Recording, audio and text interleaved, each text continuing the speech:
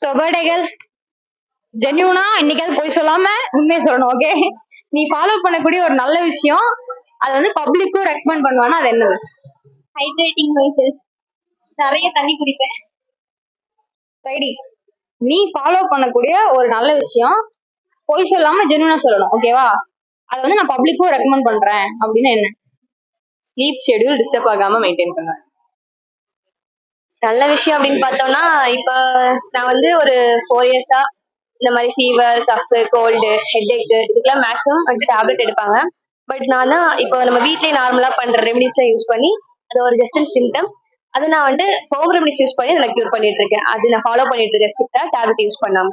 Okay, அதாவது நார்மலா வரக்கூடிய அக்யூட் சிம்டம்ஸ் வச்சுக்கலாமா, ஹெட்ஏக், ஃபீவர், ஸோ இந்த மாதிரி எடுத்தோன்னே டேப்லெட் போட்டு சப்ரஸ் பண்ணாம நேச்சுரலா கியூர் பண்ணேன். சூப்பர். ஓகே, நான் ஃபாலோ பண்ற நல்ல விஷயம்னா கொஞ்சம் நல்ல ப்ராப்ளம்ஸ் எல்லாம் சிரிச்சுக்கிட்டே ஃபேஸ் பண்ணிருக்கேன்.